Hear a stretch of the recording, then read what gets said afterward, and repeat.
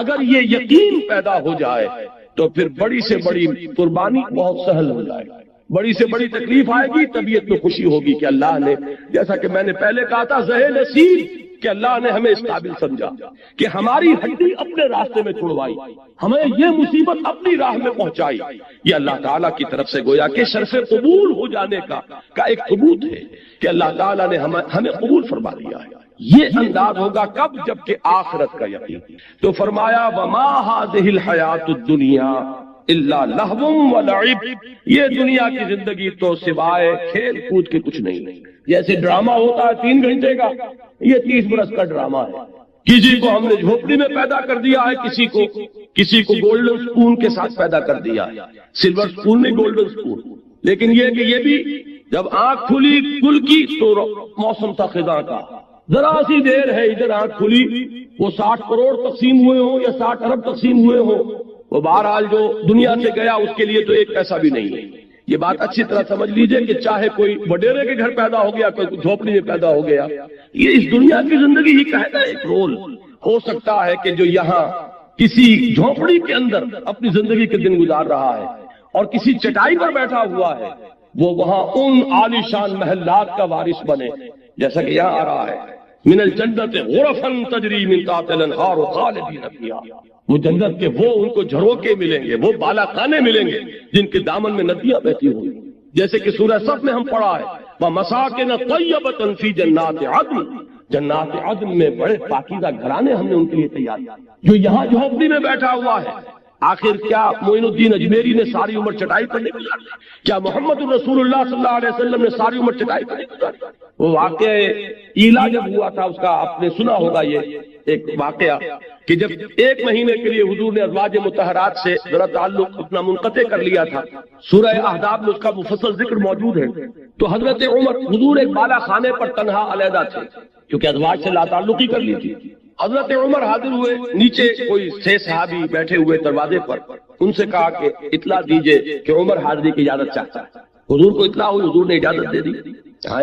جب حضرت عمر داخل ہوئے ہیں اس بالا خانے میں تو حضور اٹھ کر بیٹھ گئے۔ آپ نے اس وقت کرتا اتارا ہوا تھا، یعنی آپ کا جسم جو ہے وہ بس تہبند تھا، باقی جسم کے اوپر کپڑا نہیں تھا، اور آپ ایک چٹائی پر اس وقت استراحت فرما رہے تھے۔ جب اٹھ کر بیٹھے تو حضرت عمر نے دیکھا کہ کمر کے اوپر اس چٹائی کے نشان پڑ گئے، جیسے کہ آپ کا اکثر آپ کا مشاہدہ ہوگا، آنکھوں میں آنسو آ گئے حضرت عمر کے۔ حضور نے پوچھا عمر کیوں رو رہے ہو؟ انہوں نے عرض کیا کہ حضور قیصر و کسریٰ کے لیے دنیا میں کیا کیا ساز و سامان، کیا ناز و نعم، کیا ان کے لیے آسائشیں ہیں، اور آپ کے لیے یہ چٹائی ہے، یہ کھری چٹائی، اور اس کی جس کی بدیاں پڑ گئی آپ کی قبر پر۔ تو حضور نے فرمایا کہ عمر کیا تم اس پر راضی نہیں ہو کہ یہ سب کچھ اپنا دنیا میں لے جائیں اور اللہ تعالیٰ ہمیں آخرت میں عطا فرمائے؟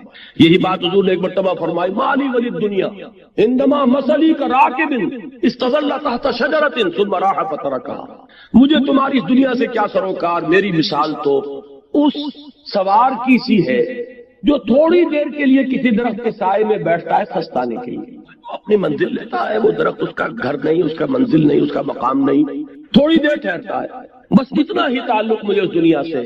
اسی لیے آپ نے فرمایا ہے کہ کن فی الدنیا کانک غریب و عابر سبیل، دنیا میں ایسے رہو جیسے راہ چلتے مسافر ہو یا اجنبی ہو، یہ محسوس ہو کہ یہ یہاں کا باسی نہیں ہے، یہ یہاں کی سوچ ہی نہیں رہا، یہاں پھیلنے پھولنے پھلنے کی فکر ہی نہیں کرتا، یہ کہیں اور اس کا دل ٹکا ہوا ہے، کہیں اور اٹکا ہوا ہے۔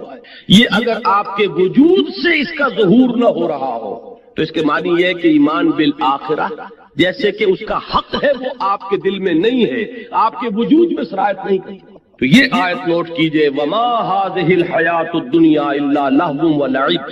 البتہ اس میں ایک آیت اور بھی آتی ہے قرآن مجید میں وما الحیات الدنیا الا متاع الغرور، یہ دنیا جو ہے یہ سوائے دھوکے کی ٹٹی اور دھوکے کے سامان کا اور کچھ نہیں۔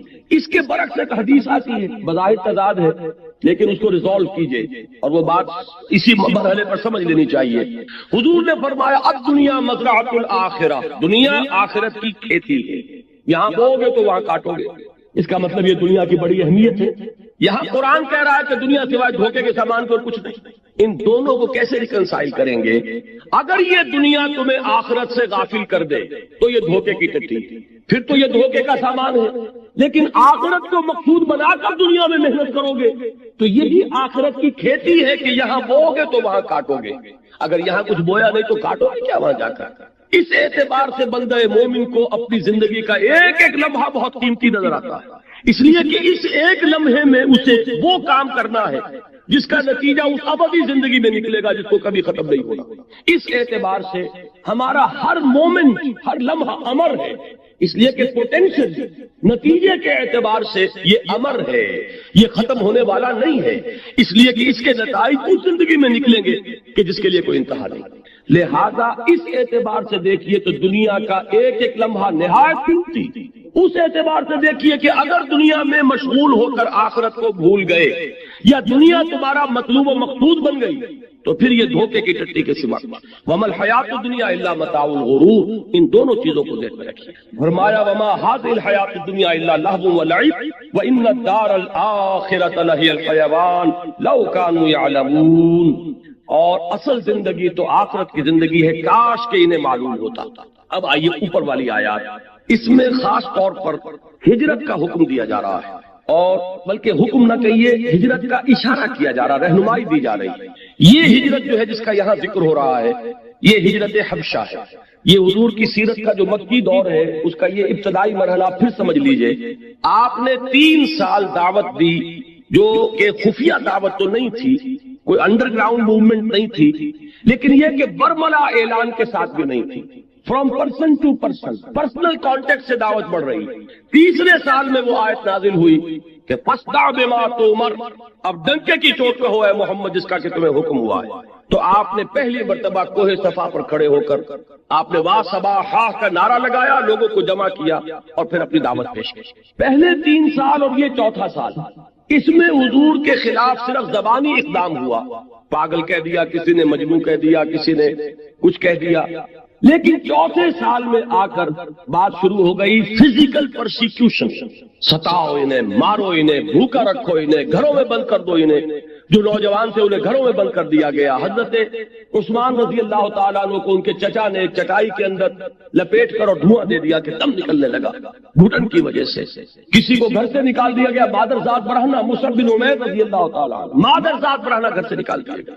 کسی کو جیسا کہ میں نے حضرت بلال کا نقشہ کھینچا اس طرح ستایا جا رہا ہے، کسی کو دہتے ہوئے انگاروں پر لٹایا جا رہا ہے۔ یہ چوتھا سال جو ہے پرسیکیوشن، اور 5ویں سال میں یہ اپنے نقطۂ عروج کو پہنچ گئی۔ اسی وقت یہ آیات نازل ہو رہی ہیں اور اسی وقت انہیں ایک رہنمائی دی گئی، وہ رہنمائی یہ ہے، اس لیے کہ 5ویں سال میں ہجرت حبشہ ہوئی ہے، وہ رہنمائی اس میں دی جا رہی ہے۔ یا عبادی الذین آمنوا ان ارضی واسعۃ فایای فاعبدون، اے میرے بندو میری زمین بہت کشادہ ہے۔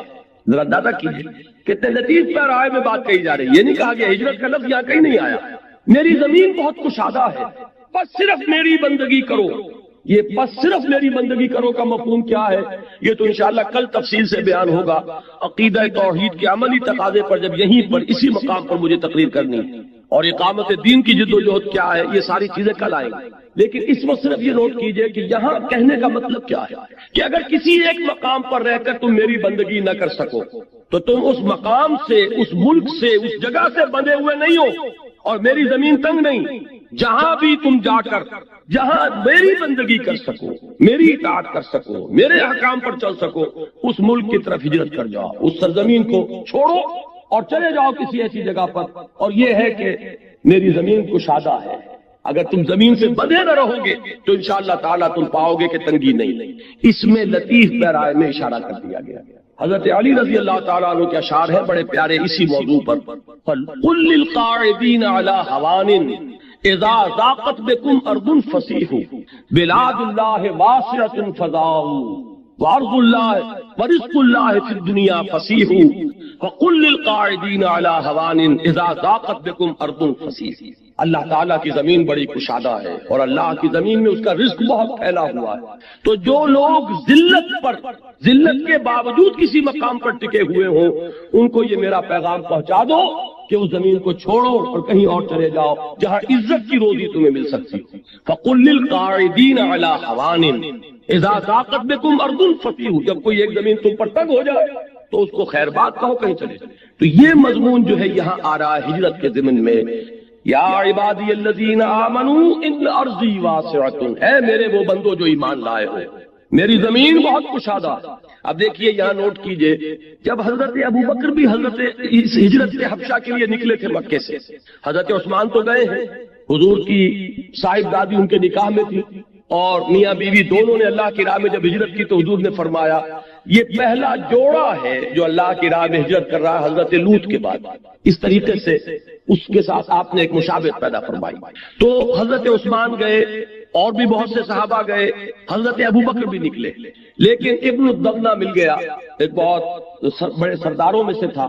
کہاں چلے ابوبکر کہ میں اب حبشہ جا رہا ہوں، کیوں کہ یہاں مکے والے مجھے خدائے واحد کی پرستش نہیں کرنے دیتے، میرے راہ میں رکاوٹ ڈال رہے ہیں۔ میں ایک اللہ کو پوجنا چاہتا ہوں، ایک اللہ کی بندگی کرنا چاہتا ہوں، لیکن یہ کہ وہ میرے راستے میں رکاوٹ ڈال رہے ہیں، مجھے ستا رہے ہیں۔ تو اس شخص نے کہا تھا کہ ابوبکر ہم تمہیں کیسے جانے دیں گے جبکہ تم تو یتیموں کی سرپرستی کرتے ہو، بیواؤں کی خبرگیری کرتے ہو، تم بھوکوں کو کھانا کھلاتے ہو۔ یہ میں عرض کیا کرتا ہوں کہ یہ صدیقیت کا جو مقام ہے، اور صدیقیت کبریٰ حضرت صدیق اکبر ہے ابوبکر، اس کا ایک بڑا قریبی تعلق ہوتا ہے مقام نبوت سے۔ یہی الفاظ کہے تھے حضرت خدیجہ رضی اللہ تعالی عنہا نے جب حضور پر پہلی وحی نازل ہوئی ہے، اور حضور پر ایک خوف کسی کیفیت طاری تھی، اور حضور نے یہاں تک الفاظ فرمائے کہ خشیت علی نفسی، مجھے تو اپنی جان کا خطرہ، کتنی بھاری ذمہ داری مجھ پر آ گئی ہے، یہ اتنا بگڑا ہوا معاشرہ، اب اس کو میں دعوت دوں، توحید کی دعوت، توحید کا نعرہ یہاں لگانا جہاں عین خانہ کعبہ میں 360 فٹ رکھے تھے، تو خشیت علی نفسی، مجھے تو اپنی جان کا۔ تو حضرت خدیجہ نے جو تسلی دی تھی ان کے الفاظ یہی تھے، اللہ آپ کو ہرگز ضائع نہیں کرے گا، آپ یتیموں کی سرپرستی فرماتے ہیں، بیواؤں کی خبرگیری کرتے ہیں، آپ مسافروں کی مہمان نوازی کرتے ہیں، آپ غریبوں کی مدد کرتے ہیں، اللہ آپ کو ضائع نہیں فرمایا۔ بالکل وہی الفاظ ابن الدغنہ نے حضرت ابوبکر سے کہے کہ میرا ذمہ، چلو تم وہاں چلو، اور جس کو تم پوجنا چاہو، جو بندگی کرنا چاہو کرو، تمہیں کوئی نہیں روک سکتا، اور ہم تمہیں we can't afford to lose you، ہم تمہیں کیسے جانے دیں گے، تم تو ہمارا قیمتی سرمایہ۔ تو حضرت ابوبکر واپس آئے، حضرت ابوبکر نے اب اپنے گھر میں مسجد بنا لی اور خوب بلند آواز سے قرآن پڑھنا شروع کیا۔ اب وہ سارے لوگ جو حیران ہوئے کہ ان کو جرأت کیسے ہو گئی ہے، لہذا وہ سب کے سب جب انہیں معلوم ہوا کہ ابن الدغنہ نے امان دیے، ان کے پاس پہنچے، یہ تم نے ہمارے لیے کیا مصیبت کھڑی کر دی، ابوبکر بڑی بلند آواز سے قرآن پڑھتے ہیں، ہماری عورتیں ہمارے بچے سنتے ہیں، یہ تو گویا کہ یہ جنگل کی آگ کی طرح یہ بات پھیل جائے گا۔ تو ابن الدغنہ نے آ کر کہا کہ ابوبکر یہ ٹھیک ہے کہ میں نے امان دی آپ کو، لیکن آپ بلند آواز سے قرآن نہ پڑھیں، آپ خاموشی سے اپنی عبادت کر لیا کریں۔ ابوبکر نے کہا یہ تمہاری امان تمہیں مبارک ہو، میں تو جو بھی اللہ کا حکم ہے اس کو بربرا دیا۔ بہرحال میں نے یہاں یہ عرض کیا ہے کہ بالکل یہی بات حضرت ابوبکر نے فرمائی تھی کہ یہاں کے لوگ مجھے خدائے واحد کی عبادت نہیں کرنے دیتے، اس لیے میں اس سرزمین کو خیر بات کہہ رہا ہوں، ورنہ کیا ابوبکر کو مکے کی زمین سے محبت نہ تھی؟ کیا حضور جب ہجرت کر کے جا رہے تھے، آپ کو یاد ہوگا کہ جب خانہ کعبہ سے خطاب کیا تھا حضور نے کہا کعبہ مجھے تجھ سے انتہائی محبت ہے، لیکن کیا کروں کہ یہاں کے لوگ مجھے رہنے نہیں دیتے۔ تو انتہائی محبت ہوتی ہے انسان کو اس سرزمین سے کہ جہاں وہ پیدا ہوا ہو، پلا ہو، بڑھا ہو، پھر جہاں خانہ کعبہ ہے، جن لوگوں کی باطنی آنکھیں کھل چکی ہوں انہیں تو معلوم ہے کہ کتنی بڑی قیمتی شے ہے یہ کہ جو ہمیں حاصل ہے، لیکن یہ کہ خدائے واحد کی بندگی یہ ان تمام چیزوں سے عظیم تر ہے۔ لہذا اگر مکے کی سرزمین بھی تم پر تنگ ہو گئی ہے کہ تم یہاں اللہ کا کلمہ سربلند نہیں کر سکتے، اس کو خیر بات۔ یا عبادی الذین آمنوا ان ارضی واسعۃ فایای فاعبدون، یہاں میں چاہتا ہوں کہ تھوڑا سا اس حدیث کے بارے میں عرض کر دوں جو میں بارہا بیان کرتا رہا ہوں، لیکن بعض لوگ اس میں ایک شبہ وارد کرتے ہیں۔ بعض احادیث میں آتا ہے کہ لا ہجرت بعد الفتح، فتح کے بعد اب کوئی ہجرت نہیں ہے، وہ اس سے یہ سمجھتے ہیں کہ اب ہجرت ہمیشہ کے لیے ختم ہو چکی۔ یہ بالکل غلط ہے۔ ہجرت کی نیت مسلمان کے اپنے دل میں رہنی لازم ہے، مرحلہ آئے نہ آئے، لیکن نیت جیسے قتال کی ہونی لازم ہے، اور یہ آرزو دل میں ہونی ضروری ہے کہ اللہ کو وقت آئے کہ خالص تیرے دین کی سربلندی کے لیے کوئی قتال ہو اور جنگ ہو، اور اس میں حصہ لوں اور میری گردن کٹے۔ یہ وہ آرزو ہے جو محمد نے کی صلی اللہ علیہ وسلم، لَوَدِدْتُ أَنْ أُقْتَلَ فِي سَبِيلِ اللَّهِ ثُمَّ أُحْيَا ثُمَّ أُقْتَلَ ثُمَّ أُحْيَا، میری بڑی خواہش ہے، تمنا ہے کہ میں اللہ کی راہ میں قتل ہو جاؤں، پھر زندہ کیا جاؤں، پھر قتل کیا جاؤں، پھر زندہ کیا جاؤں۔ تو یہ آرزو اگر کسی سینے میں نہیں ہے تو وہ سینہ جو ہے نفاق کا برکس بنا ہوا ہے۔ حضور نے فرمایا جو شخص مرا اس حال میں کہ نہ اس نے کبھی اللہ کی راہ میں جنگ کی، نہ اس کی کوئی خواہش اور آرزو تھی، نہ شہادت کی تمنا تھی، فقد مات علی شعبۃ من النفاق، وہ ایک قسم کے نفاق پر مرا ہے۔ اسی طریقے سے ہجرت کی نیت کہ کوئی وقت آئے خالص دین کے لیے، ایک ہجرت یہاں سے ہوئی ہے دنیا بنانے کے لیے، یہ امیگرینٹس بیٹھے ہوئے ہیں کہاں بیٹھے ہوئے ہیں، کائے کے لیے گئے؟ دین کے لیے نہیں گئے، دنیا بنانے کے لیے گئے۔ ایک ہجرت معین الدین اجمیری نے کی تھی، جا کر اجمیر کے کفر کے مرکز میں جا کر بیٹھے تھے، لیکن وہ نہ کوئی پیٹرو ڈالر کمانے گئے تھے، نہ وہ دوسرا ڈالر کمانے آئے تھے، نہ یہاں کوئی ایکسپورٹ امپورٹ کی اپنا کاروبار جمانے آئے تھے، صرف اللہ کے دین کے لیے ہجرت۔ یہ زمین و آسمان، اللہ کے کلمے کو پھیلانا، اللہ کی بات کو عام کرنا، اس کے لیے دل میں ہجرت رکھنا۔ تو وہ جو حدیث آتی ہے کہ آمرکم بخمس، اے مسلمانوں میں تمہیں 5 باتوں کا حکم دیتا ہوں، یہ بالکل دائمی شے ہے، بالجماعت والسمع والطاعت والہجرت والجہاد فی سبیل اللہ۔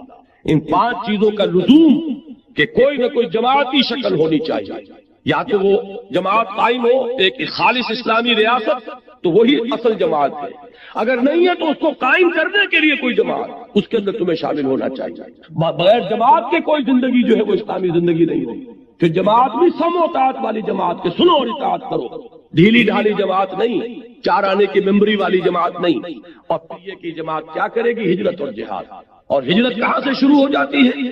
پوچھا گیا کہ ایو الہجرت افضل یا رسول اللہ، اے اللہ کے رسول یہ بتائیے سب سے اعلیٰ اور افضل ہجرت کون سی ہے؟ فرمایا ان تہجر ما کرہ ربک، یہاں سے ہجرت شروع ہو گئی، ہر اس چیز کو چھوڑ دو جو تمہارے رب کو پسند نہیں۔ اگر رشوت لے رہے تھے رشوت چھوڑنے کا آج عزم کیجئے، گویا کہ ہجرت بھی نماز پڑھاتے ہوئے ہوا ہے۔ تو یہ بات جو ہے دل میں یہ آرزو رکھنا ضروری۔ اسی طرح ہجرت، اسی طرح قتال، اللہ کی راہ میں شہادت کی آرزو اور اللہ کی راہ میں ہجرت کی تمنا سے یہ سینہ کبھی خالی نہیں ہونا چاہیے، لیکن ہو وہ دین کے لیے، اللہ کے کلمے کی سربلندی کے لیے۔ باقی دنیا کے لیے ہجرت تو سب قومیں ادھر سے ادھر آتی ہیں، آریہ آ گئے تھے کہاں سے چل کر ہندوستان۔ تو یہ جو ہے معاشی ہجرت اور دنیا کی اور آسائشوں کے لیے ہجرت وہ تو دنیا میں ہوتی رہتی ہے، اصل ہجرت وہ کہ جو دین کے لیے ہو۔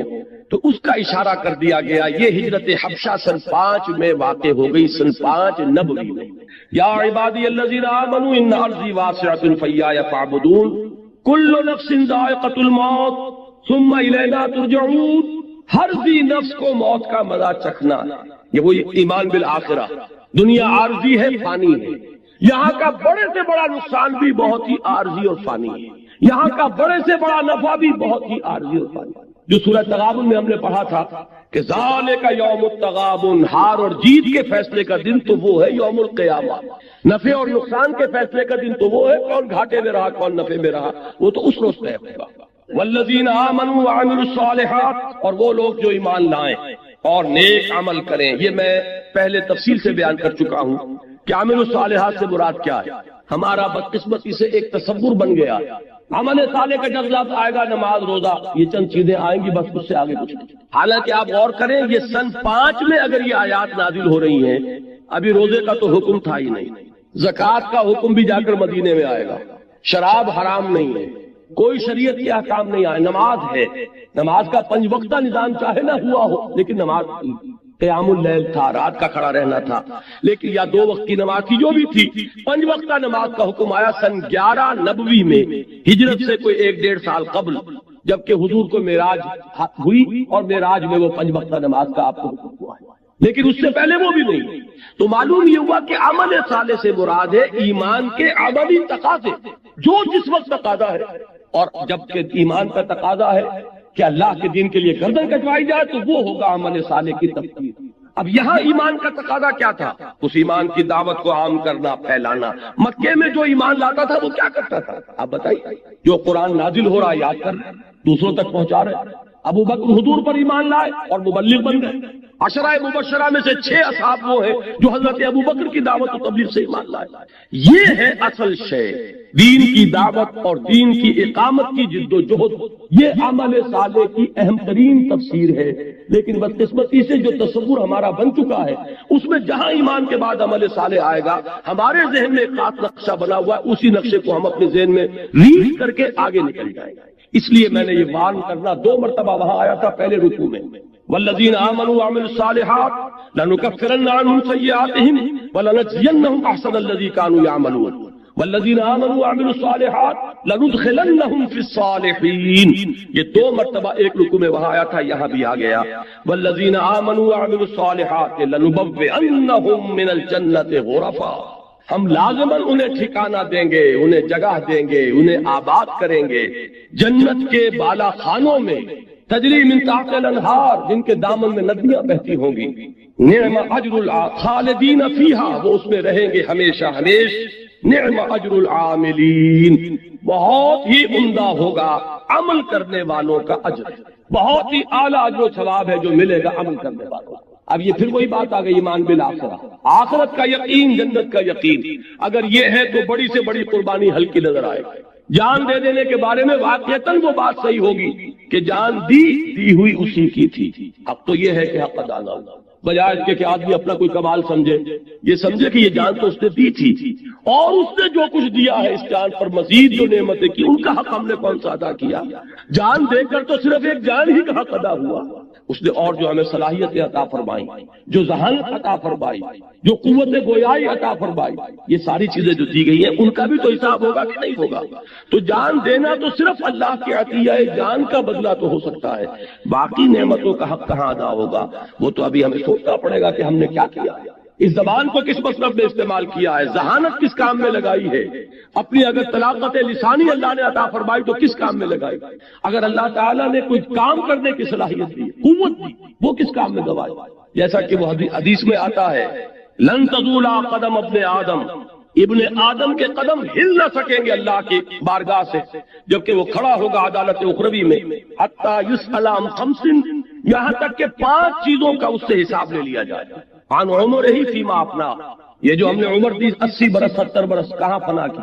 وعن شباب ہی فیما ابلا، خاص طور پر شباب، جوانی کا دور، امنگوں کا دور، ولولوں کا دور، توانائیوں کا دور، جبکہ جوش مار رہا ہوتا ہے اندر، قوت کا خزانہ، یہ وقت کہاں گلایا.